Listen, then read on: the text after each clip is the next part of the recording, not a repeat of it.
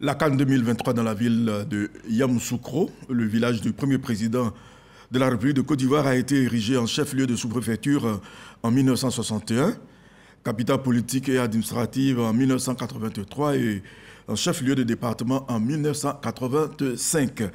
Yamoussoukro abrite le stade Charles Konabani d'une capacité de 20 000 places. Bonsoir mesdames et messieurs, bienvenue dans votre émission La CAN de ma ville, la ville de la paix ou la cité de la paix comme diraient d'autres.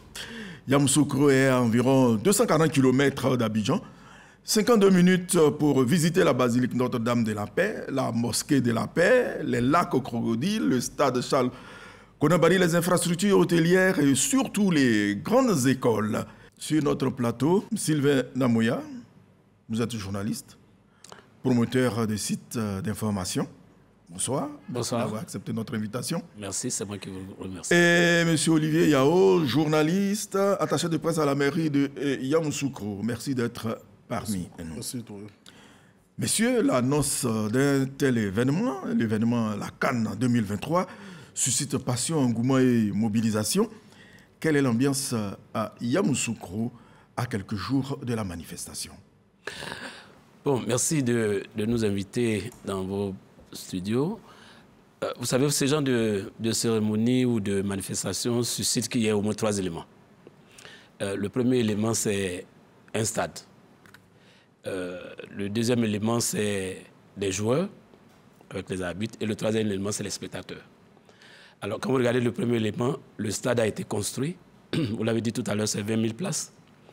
La dernière visite du Premier ministre, M. Mambé, Robert Mambé, a dit que le stade a été réceptionné et que les infrastructures sont de qualité.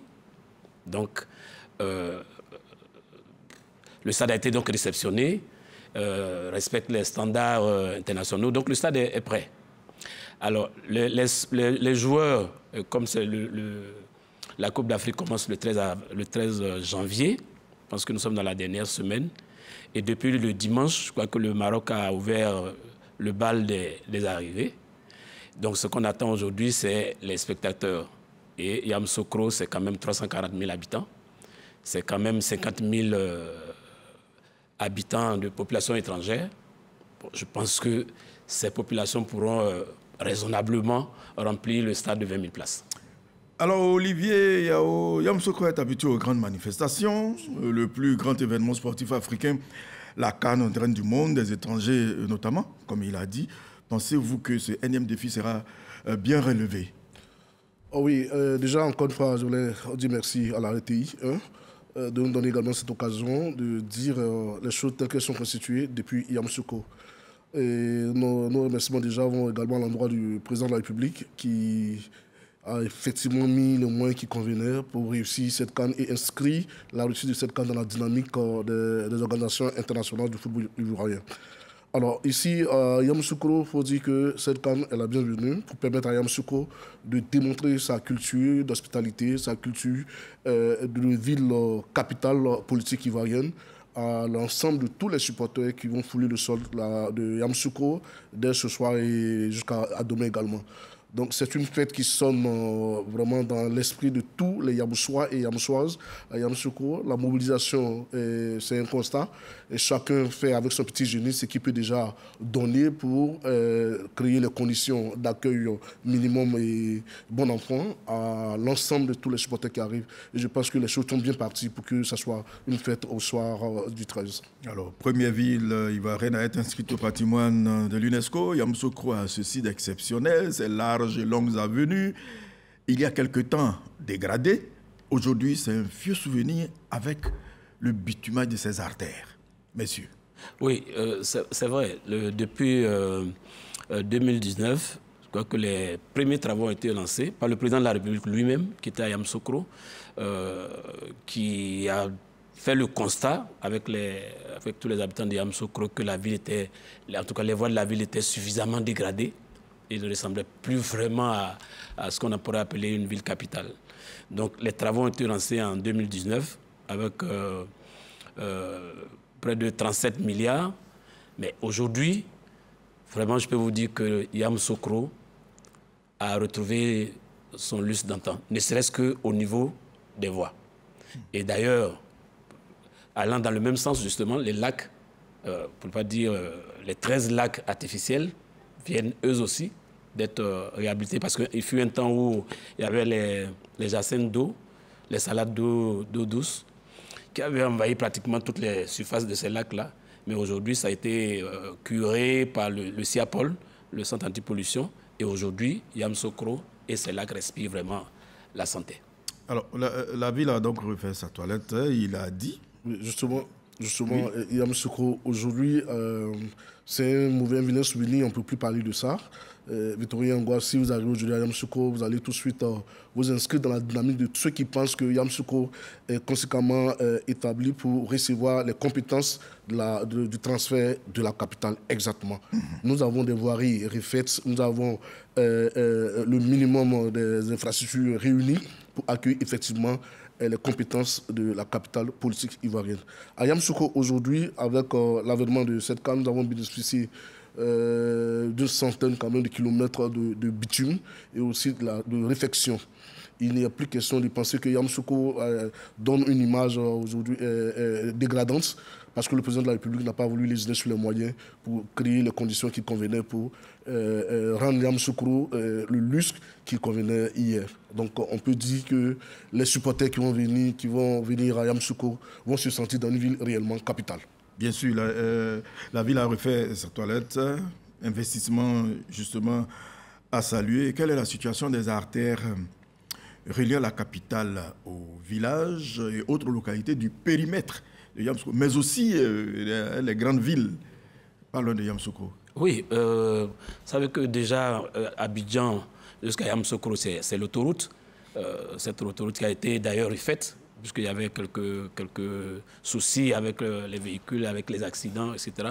L'autoroute a été refaite en partie, en grande partie en tout cas. Aujourd'hui, on roule beaucoup mieux qu'hier. Alors, la voie Yamoussoukro-Boaké a été... Voilà, c'est l'autoroute qui va jusqu'à jusqu'à Boaké. La voie Yamoussoukro-Atigua-Kro est bitumée. La voie Yamoussoukro-Tumodi, c'est aussi l'autoroute. Bon, vraiment pour vous dire que pour le grand district de Yamoussoukro, oui, en tout cas les principales artères qui relient ces principales villes-là sont vraiment bitumées. Alors, messieurs, comment le secteur des transports a-t-il été préparé pour relever les défis de cette CAN? Ok, là, à ce niveau, on va encore s'en jouir parce que il y a quelques mois déjà, avec les taxis communaux avec lesquels nous avons l'habitude de se déplacer, on était confronté à un véritable problème de sécurité et aussi également d'accès même aux lieux d'habitation des populations. Aujourd'hui, avec l'avènement de la SOTRA d'abord, sans vraiment faire de grande publicité, aujourd'hui avec l'avènement de la SOTRA et des VTC, je pense que la population est suffisamment... il n'y a pas de problème de déplacement, on peut aller vaquer à nos occupations en toute sécurité. Et je pense que le président de la République a bien voulu faire une touche bien spéciale, apporter une touche bien spéciale dans le domaine du transport. La preuve en est aujourd'hui, tout ce qui est comme gares sont en train de se constituer aux normes nationales et internationales. Ça veut dire que les gares informelles, les situations de transport informel sont visiblement réduites. Au niveau même des taxis communaux, il y a des numéros phares qui ont été attribués à ces différents taxis parce que très souvent, il est difficile de retenir les plaques d'immatriculation. Donc, il y a des numéros vraiment 2, 3, 4 chiffres et qui sont sur les véhicules. Tout de suite, quand tu prends un véhicule, c'est facile pour toi de communiquer le numéro du véhicule à ton proche.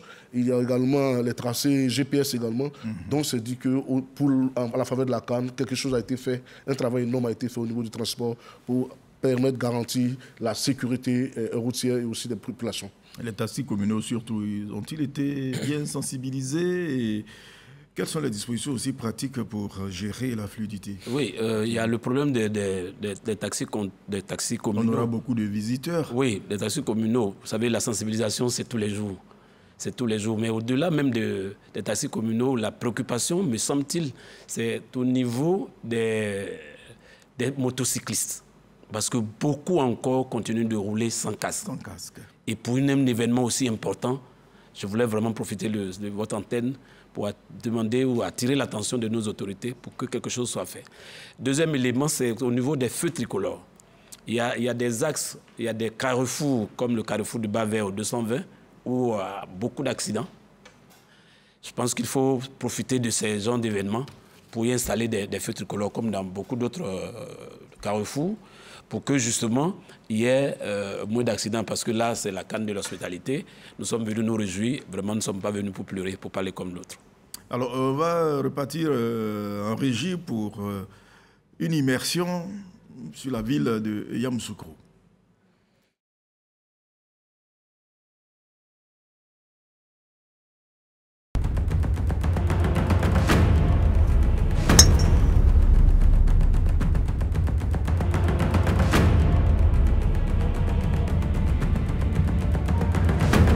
Yamoussoukro, capitale politique et administrative de la Côte d'Ivoire, se distingue par son urbanisme, l'originalité architecturale de ses infrastructures, son vécu culturel, écologique et spirituel. La ville abrite l'un des 6 stades de la prochaine Coupe d'Afrique des Nations de football. La nouvelle arène sportive, le stade Charles Konabani, est toute parée pour la CAN Total Energy 2023.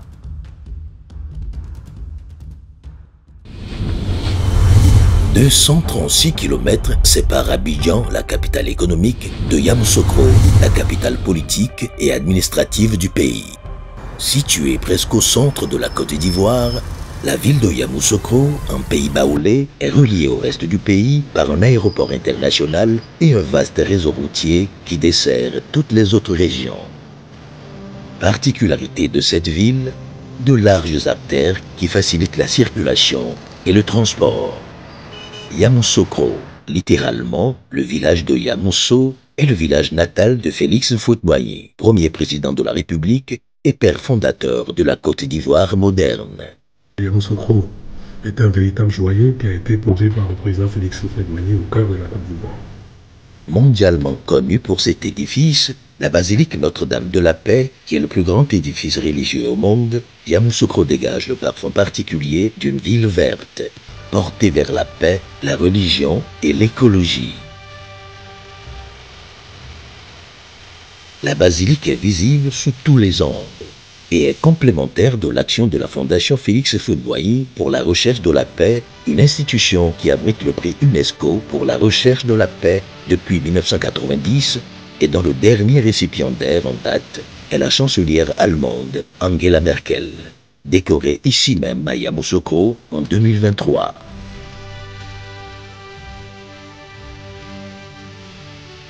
Yamoussoukro est une capitale sans prison ni tribunal.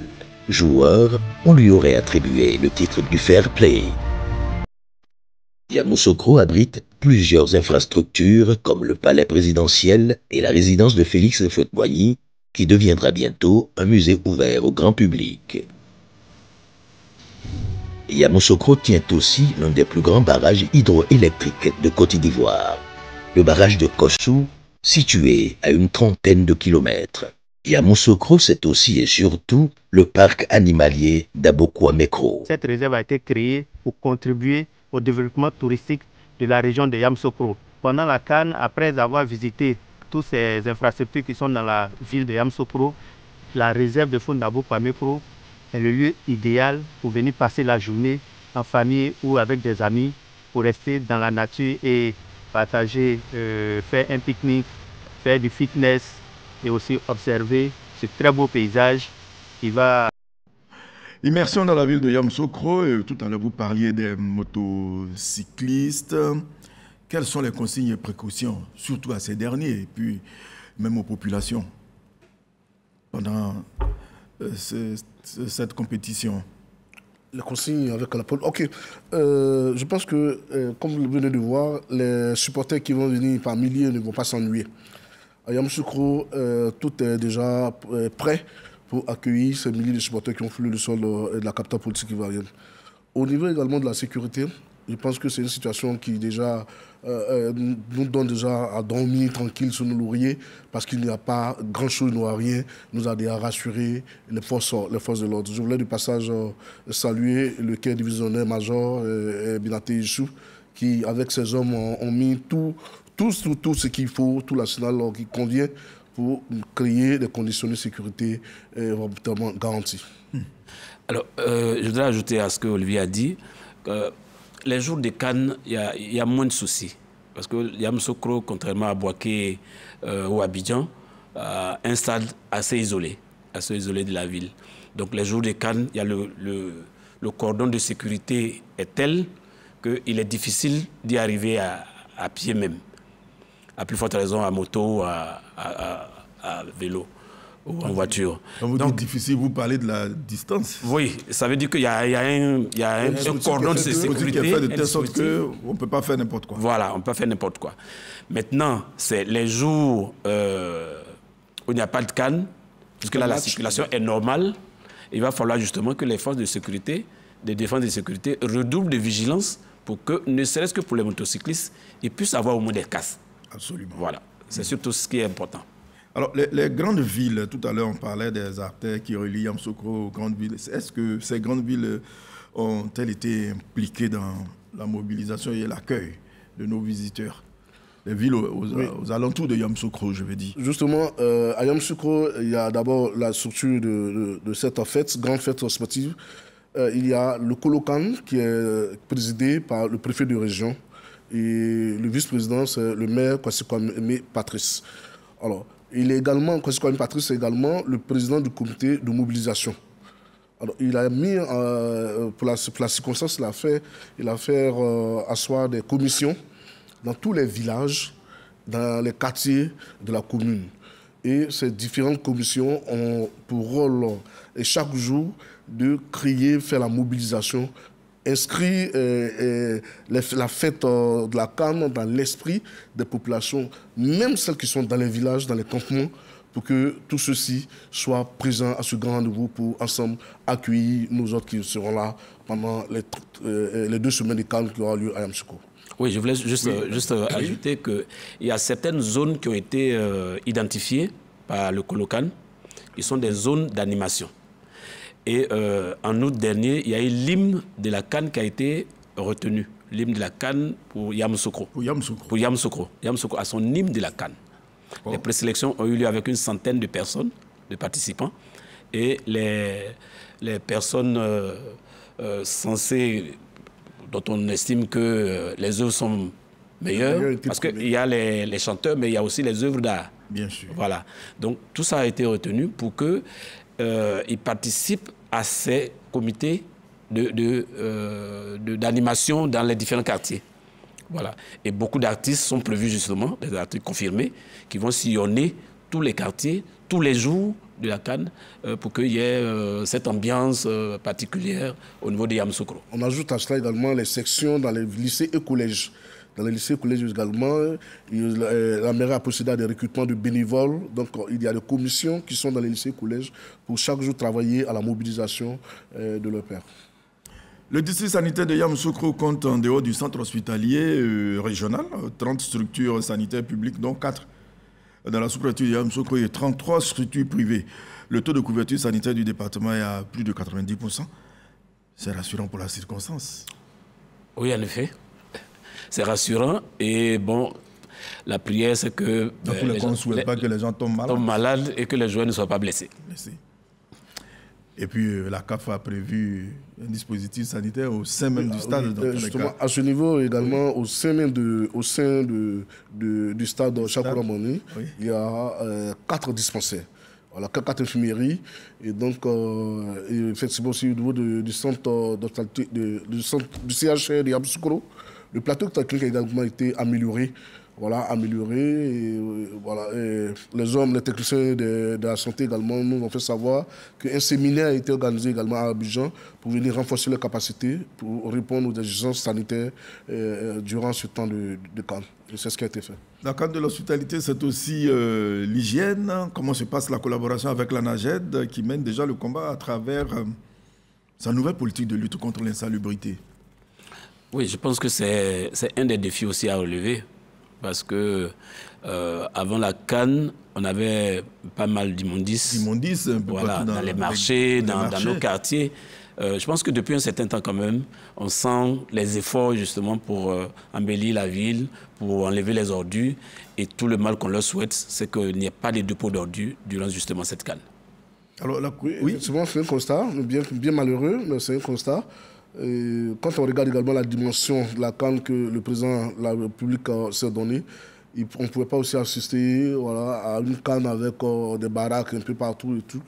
Mais il faut dire que bien que ces opérateurs économiques devraient tirer des revenus dans ces baraques, il fallait quand même opter pour ce qui était normal et logique, c'est-à-dire déguerpir les emprises publiques pour permettre une visibilité encore plus aisée de la ville. Et c'est ce qui constitue un peu le petit désenchantement. Des déguerpissements pas toujours bien compris et ça cause beaucoup de dégâts. Oui. Ça fait des mécontents. Oui, justement, c'est ce qui a constitué là un peu le petit désenchantement. Mais on pense que dans l'ensemble, tout le monde a adopté la CAN et chacun est en train de faire ce qui convient pour pouvoir réserver un accueil chaleureux à nos autres. Alors, qui parle de CAN parle de football, c'est vrai, mais à côté de cela, on reçoit des étrangers, mais il y a des opportunités aussi d'affaires. Si j'ai envie d'investir à Yamoussoukro, que me conseillerez-vous? Yamoussoukro, c'est une ville qui devrait éviter ce qu'on appelle les industries polluantes. Parce que Yamoussoukro, sa vocation essentielle, c'est le tourisme. Le tourisme d'affaires, le tourisme de congrès. Et donc, si je peux vous conseiller, c'est d'investir dans le tourisme ou dans l'éducation. Parce qu'aujourd'hui, il y a beaucoup d'écoles privées. Puis l'école aussi. Oui, il y a beaucoup d'écoles privées. On va en parler tout à l'heure avec le tourisme, dans le cadre du tourisme, d'accord. Alors, dans le domaine de la commercialisation des produits, la construction du marché à bétail et d'un marché de gros serait en vue. Mais ça aussi, c'est une opportunité. Oui. Pour tout investisseur qui voudrait bien... Oui, beaucoup d'investisseurs voudraient bien, c'est vrai. Yamoussoukro également a de la bonne terre. Là, il faut le retenir. Nous avons de la bonne terre. Une région essentiellement agricole aussi. Je pense que nous avons un mois de CAN. Et tout ce qui a été mis à leur disposition comme bénévoles ont été suffisamment informés, notamment sur les questions d'investissement dans le vivrier, dans l'immobilier et bien évidemment, comme il le dit, dans le tourisme. Alors donc, lorsqu'ils seront là, et tous les bénévoles qui seront là, ils pourront les approcher pour leur dire, et eux aussi également seront aptes à mesure de les orienter vers les services compétents pour naturellement les accompagner dans leur choix d'investir dans la capitale politique ivoirienne. Et il n'y a pas que le tourisme, il y a même le sport. Parce qu'il y a le stade Charles Konan Banny qui a été construit. Mais avant ça, il y avait le stade municipal. Et même l'usage après du stade Charles Konan Banny. Il faut y penser. On pourrait investir aussi des choses dedans. Je veux dire, il y a beaucoup d'écoles, par exemple, qui n'ont même pas de terrain DPS à Yamoussoukro. Il va falloir y penser. Voilà.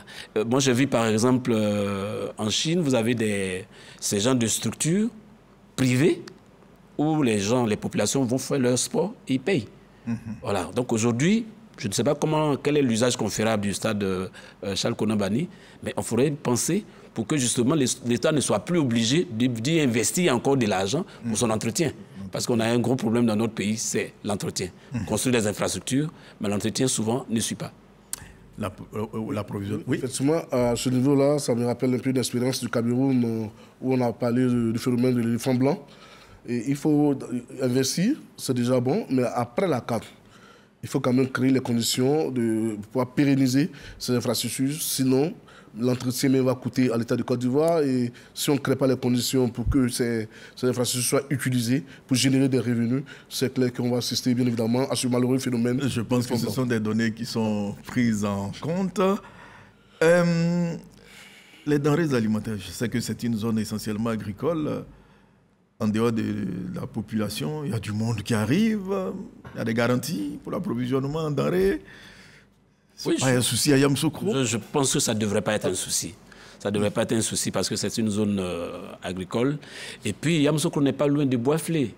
Yamoussoukro n'est pas loin des Dalois. Ce sont des greniers. Voilà, qui sont des greniers au niveau de la Côte d'Ivoire. Même Doumé. Voilà, donc sur ce plan, franchement, je n'ai pas de souci. Je pense qu'on devrait pouvoir alimenter nos différents marchés. On peut investir, on peut demander à nos autres qui arrivent de ne pas avoir peur. Ils peuvent venir investir, s'installer même à Yamoussoukro. On a de la terre, dans l'immobilier, dans la culture agricole, dans le sport, comme le confrère l'a dit. Ils peuvent venir, il n'y a pas de problème. À ce jour, les autorités sont animées par une cohésion. Ils travaillent en symbiose. Je pense que chaque service est bien connu et qu'il ne peut pas avoir de problème. Les investisseurs seront plus à l'aise à travailler avec... Des retombées pour les prestataires locaux? Oui, absolument. Absolument. Vous savez qu'il y a Yamoussoukro, comme je parlais tout à l'heure de tourisme, il y a eu beaucoup d'hôtels qui ont été construits. Il y a eu beaucoup de maquis qui ont été construits. Il y en a qui sont encore en chantier, d'ailleurs. Tous ceux qui sont des éleveurs de poulets, de pintades, etc., je pense qu'ils ne devront pas avoir assez de problèmes pour que leurs produits soient achetés. Donc ça veut dire que même si vous produisez du piment, des aubergines, de la banane, etc., il n'y a pas de raison que ça reste dans vos mains. Mais au-delà de ça, il y a... tous ceux qui sont dans le domaine, par exemple, de l'immobilier. Il y a une demande qui est très forte en matière de résidences meublées, par exemple. Il y a des démarcheurs, il y a des gens qui veulent des maisons pour la canne, etc. Donc, je dis que tout ce commerce autour de la canne devrait pouvoir permettre à tout ce petit monde-là de pouvoir s'en sortir. Alors, la mobilisation, elle est certaine pour... à Yamoussoukro aussi. Il semble même que les Camerounais sont arrivés, les supporters camerounais. Oui, les supporters camerounais ont déjà leur QG. Parlez-nous un peu. Ont déjà leur QG au 220. Au 220 logements, non loin du stade. Voilà, c'est un maquis qui a été réceptionné et donc qui est devenu le QG des Camerounais, un grand maquis. Bon, vous connaissez les Camerounais, vous savez que c'est un peu comme les Ivoiriens, c'est les hommes de fête. Je suis sûr que l'ambiance sera bon enfant. Des villages cannes, des fan zones, comment cela se gère à Yamoussoukro? Oui, on pense déjà, il y a déjà des villages cannes déjà installés aux abords de Devoir. Je pense que ces villages cannes seront super animés. Et très souvent, vous le savez très bien, tout le monde n'ira pas au stade, pas forcément. Voilà. Des gens vont peut-être s'installer dans les villages cannes, dans les fan zones, pour regarder leur match, vraiment s'amuser. Alors, donc, c'est un rendez-vous de fête, qu'il n'y ait pas de stress, que les gens viennent, qu'ils s'approprient Yamoussoukro, parce que c'est pour eux que le président de la République, avec l'ensemble des cadres de la capitale politique, ont mis ça à leur disposition pour qu'ils viennent s'en approprier, pour qu'ils viennent jouir, afin qu'on ait effectivement le titre de meilleur pays organisateur de la CAN. Alors, le département de Yamoussoukro dispose de potentialités touristiques, ça, personne ne peut le cacher. Pour le tourisme religieux, on va commencer par là. La basilique Notre-Dame de la Paix, la cathédrale Saint-Augustin, la mosquée de la Paix, je reviendrai sur la mosquée de la Paix, apparemment vous avez une petite histoire. La basilique. Voilà. La basilique Notre-Dame de la Paix, c'est des attractions. C'est une des grandes basiliques du monde. C'est la plus grande basilique du monde d'ailleurs. Ok, bon, voilà. Bon, ok. Alors, cette basilique a également bénéficié d'une touche un peu particulière, avec assez d'interprètes pour ceux qui arrivent. Pour permettre aux visiteurs de... Voilà, il y a eu un nombre additionnel d'interprètes, il y a eu une touche, la basilique a également essayé de faire ça mieux, à l'intérieur comme à l'extérieur. Vous savez, à Yamoussoukro, mais il y a des gens qui sont à Yamoussoukro qui n'ont jamais eu l'occasion d'aller à la basilique. Et je pense que ces personnes-là seront heureux d'accompagner nos autres là à aller à la basilique, visiter la basilique. La basilique qu'on a vue hier ne sera pas la même basilique qu'aujourd'hui parce qu'une touche bien spéciale a été apportée. Absolument. Alors, pour la petite histoire, la grande et belle mosquée de Yamoussoukro. Oui, parce que souvent quand on parle de monuments, de sites touristiques, on parle rarement de la mosquée de la Paix de Yamoussoukro, qui est située à Djoulakro. Alors, on a ouï dire que... D'abord, c'est une mosquée qui a été bâtie par le président Houphouët-Boigny. C'est la mosquée de la Paix de Yamoussoukro. Contrairement à ce que les gens disent, ce n'est pas la mosquée de la Paix de Djoulakro. C'est la mosquée de la Paix de Yamoussoukro. Alors, bâtie par le président Houphouët, et on nous raconte qu'à l'époque, les musulmans refusaient d'y aller parce que bon, ça a été bâti par un non-musulman qu'on appelle Bouzoumani. Et un vendredi, Houphouët-Boigny est allé s'asseoir à la mosquée lui-même. Donc vous vous imaginez les retombées. Et quand les gens sont sortis, la nouvelle a parcouru toute la ville de Yamoussoukro. Et le vendredi qui suivait, la nouvelle c'était que Houphouët allait revenir pour les retardataires. Et ce vendredi-là, à 10 h déjà, la mosquée était remplie. Et Houphouët n'est pas venu. Et depuis lors, elle s'est plus remplie. Voilà, elle est toujours remplie. Ah, d'accord. Alors, tout à l'heure, on parlait de football, hein, mais il y a un tourisme sportif avec le parcours du Golf Club. Nous, on s'en souvient, hein, à l'époque, le président Houphouët organisait des grands tournois. Je sais que les choses ont repris, mais à quel stade aujourd'hui? Oui, les choses ont repris au Golf Club de Yamoussoukro. Le terrain a été revêtu. Il y a une pépinière de jeunes qui s'y entraînent. Mais ce qui reste encore, c'est justement ces grandes stars du golf qui venaient à Yamoussoukro et qui ont fait justement la notoriété de ce club, de ce golf club. Alors, il faut prier que, justement, après la CAN, il y ait ce retour de ces grands golfeurs mondiaux pour redonner justement au golf club son lustre d'antan. Et là, on s'adresse aussi à la Fédération ivoirienne de golf. Hein? Tout à fait. Voilà. Oui. Non, justement, c'est ce que je effectivement. À l'époque, c'était porté par le président Houphouët lui-même. Donc, en termes de tourisme de vision et de découverte, le lac au Caïman ou au Crocodile, les monuments architecturaux, je vais parler de la fondation, les hôtels, le président du parlementaire. Un mot? Oui, en réalité, c'est, comme me disait une fois la directrice régionale du tourisme, à Yamoussoukro, en réalité, rien n'a été déposé au hasard par Houphouët. Rien. Quand vous allez à la fondation, si vous montez au premier étage, vous regardez en face de vous, vous allez voir la préfecture. À votre droite, la préfecture commence par la lettre P. À votre droite, vous avez la basilique, l'hôtel président qui commence par P. À gauche, à votre gauche, vous allez voir la basilique qui commence par la lettre B.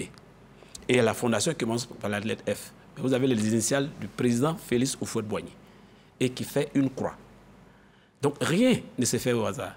Que vous soyez à la basilique, vous voyez bien que dans l'environnement où se trouve le terrain du golf, il y a le président, l'hôtel président. Parce qu'à l'époque, Houphouët avait construit ou créé ce qu'il a appelé le triangle d'or. Le triangle d'or, c'est l'hôtel président, c'est le barrage de Kossou et c'est le parc animalier de Abokwamekro. Ça fait un triangle. Donc pour le président, vous venez à Yamoussoukro, vous allez visiter le Kossou qui est l'un des plus grands barrages de Côte d'Ivoire. Après Kossou, vous pouvez aller voir les animaux, un peu comme en Tanzanie où vous voyez les animaux de plus près. Parce que c'était un site qui était visité par plus de 30 000 visiteurs par an. Le parc animalier d'Abokwamekro. Donc vous allez visiter tout ça et vous venez dormir à l'hôtel président. Voilà, c'est comme ça que il a, emploie le mot, déposé un peu tous ces monuments. Dans votre reportage, vous disiez tout à l'heure, la basilique de là où vous êtes à Yamoussoukro, quel que soit le lieu où vous vous trouvez à Yamoussoukro, vous voyez la basilique. Voilà la basilique. Voilà. Oui. C'est un peu ce que je voulais dire. Donc, vraiment, rien n'a été fait au hasard. Et c'est ça, justement, l'attrait de Yamoussoukro. Mais l'attrait, c'est aussi l'INPHB. On ne peut pas aller à Yamoussoukro sans parler de... Oui, tout à fait. Je vous le disais une fois.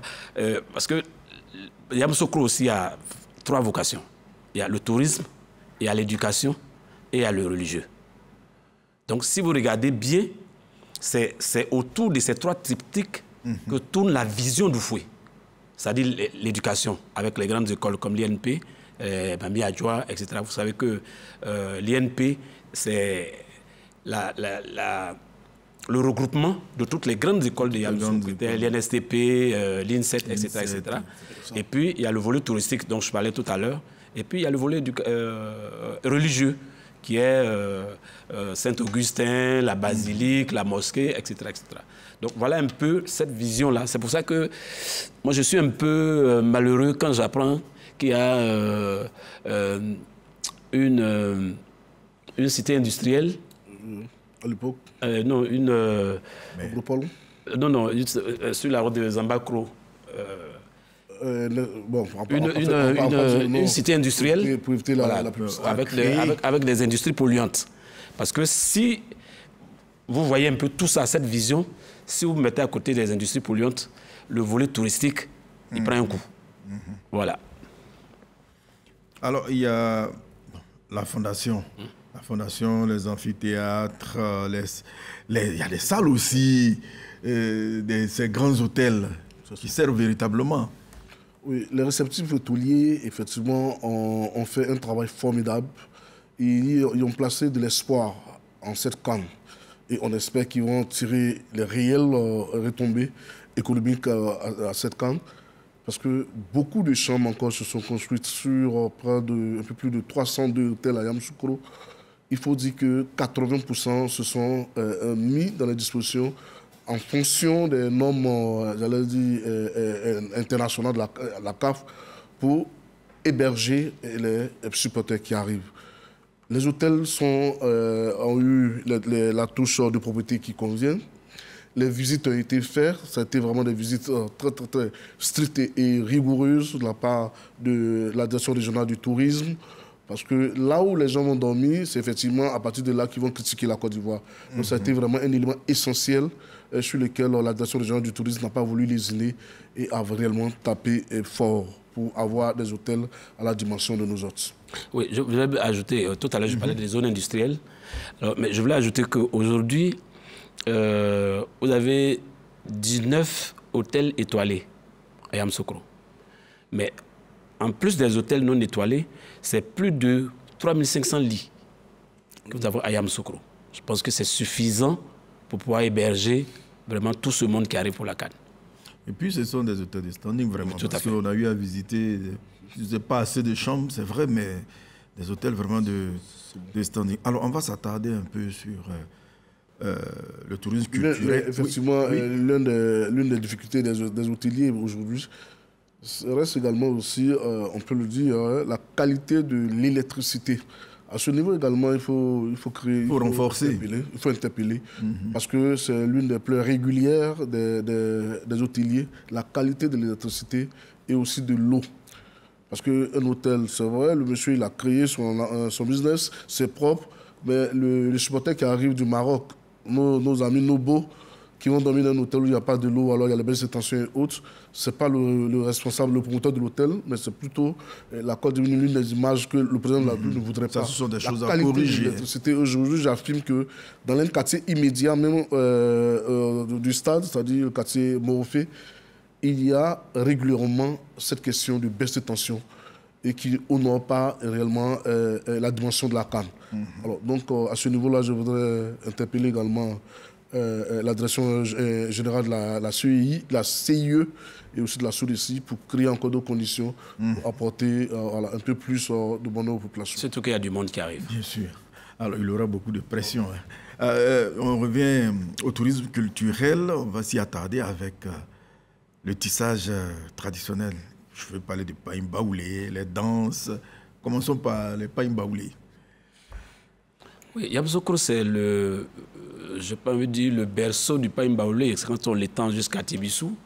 Oui, quand je parle de Yamoussoukro, c'est jusqu'à... Oui, c'est tout le district de Yamoussoukro. Boumi, dans le Boumi. Voilà. Le district de Yamoussoukro avec les Sakiaré. Voilà. Je pense que c'est beau. Mais j'ai rencontré un enseignant qui est au lycée Mami Adjoa, mais qui est en train de retravailler les motifs du païm baoulé. Un peu comme le faso d'Anfani. Si vous regardez le faso d'Anfani, c'est des motifs qui ont été retravaillés. Le païm... C'est un païm national chez eux. Oui, voilà. Je pense que pour la CAN, il va exposer. Il va exposer pour que les gens voient un peu comment on peut retravailler ces motifs-là pour donner autre chose, pour donner quelque chose de différent, mais plus attirant encore. Effectivement, ces tisserands sont en train de s'adapter aux réalités. C'est-à-dire, ils vont avec le temps. Aujourd'hui, il s'agit de la CAN. J'ai fait un tour, j'ai vu un peu. Et il y a des motifs à la couleur de la CAN Vous voyez, la coupe d'Afrique est dessinée dans ce motif. Les gens sont en train de s'adapter. Et ça sera des merveilles en ce qui concerne les découvertes pour nos supporters qui vont arriver. Il faut faire un tour à Toujouebo, à Nzéré, à Sakiaré, et vraiment dans le périmètre du peuple Nanafoué, parce que ça, c'est leur identité culturelle, le pain baoulé. Alors, donc, ces peuples qui arrivent, ils peuvent aussi visiter ces villages qui ont choisi pour eux, de leur part, de créer des motifs vraiment impressionnants pour le football à travers les pagnes baoulés. Il y a aussi l'orfèvrerie dans des localités comme Gata de Licro. Oui, au plan culturel, il y a beaucoup à voir. Même les danses. Oui, les danses, le Goli. Il y a le Goli. Vous savez que c'est une zone où le Goli se danse parfaitement. Voilà. Donc il y a toutes ces danses-là qui constituent aussi des attractions. Voilà. Parce que vous savez qu'il y a des gens qui viennent, pas forcément pour aller au terrain. Il y en a qui viennent pour découvrir Yamoussoukro, pour voir Yamoussoukro by night, pour voir Yamoussoukro des villages, des campements. Bon, tous ceux-là, je crois qu'il y a de la matière. Ils peuvent visiter un peu tous ces villages-là, voir toutes ces attractions, qui sont des danses, qui sont des pains baoulés, qui sont des orfèvreries, comme vous le dites. Vous avez dit Yamoussoukro by night. By night, yeah. C'est très important. Yamoussoukro by night.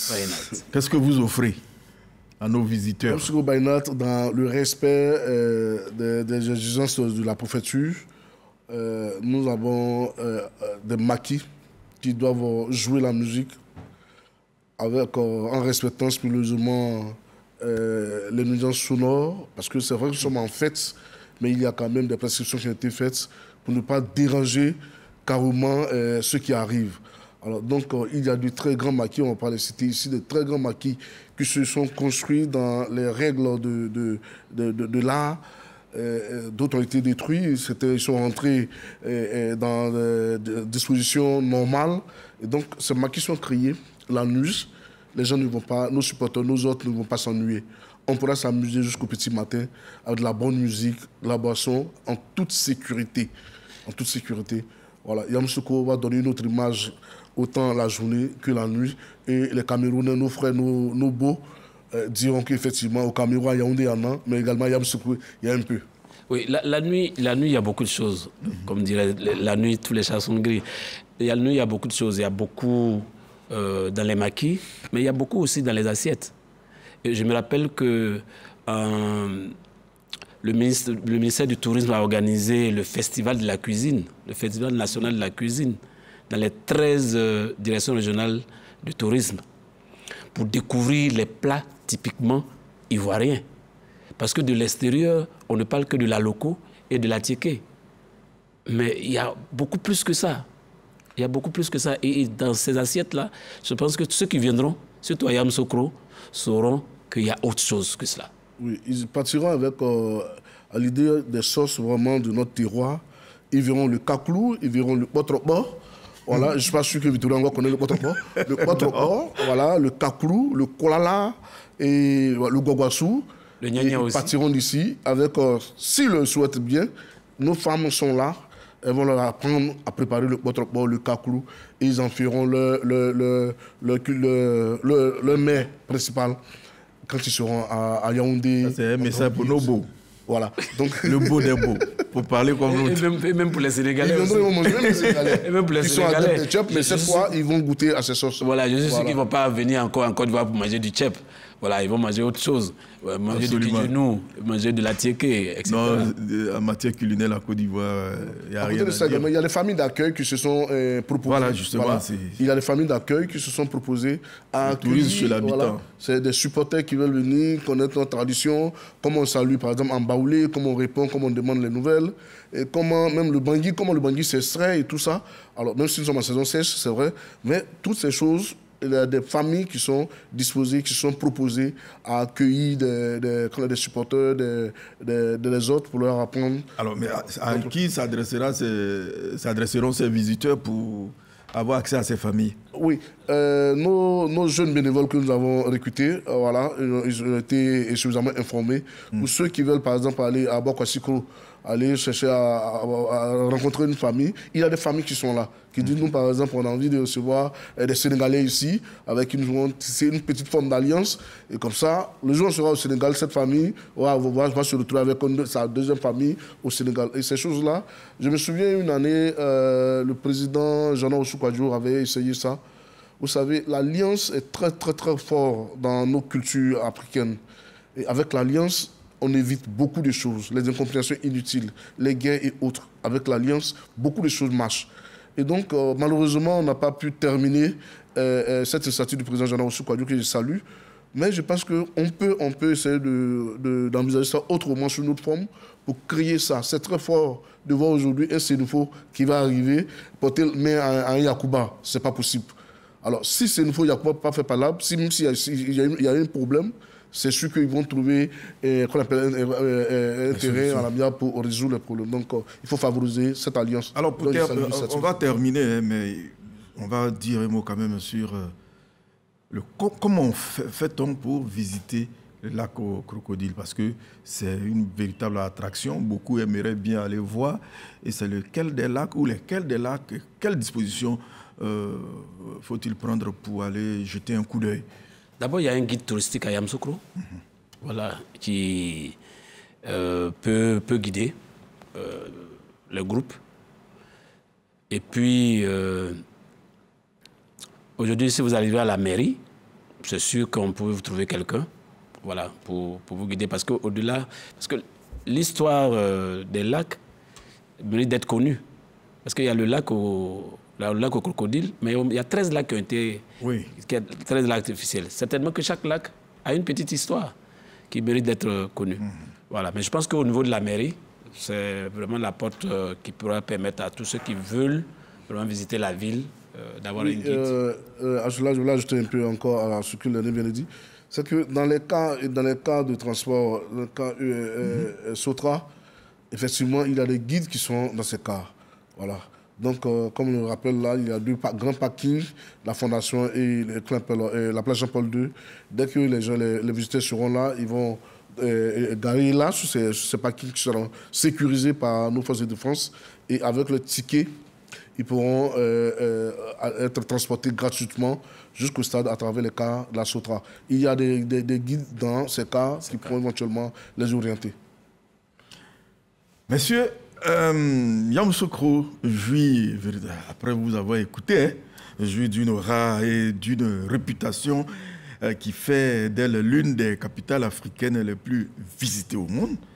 Les supporters seront certainement envoûtés par la magie de la ville. Je recevais pour vous Sylvain Namouya, journaliste, promoteur d'un site d'information en ligne, et Olivier Yao, journaliste attaché de presse à la mairie de Yamoussoukro. Merci d'être venu chez nous. Les portes de la RTE vous sont toujours ouvertes et surtout bonne canne à Yamoussoukro. Merci beaucoup. Bonsoir. Merci beaucoup, toi.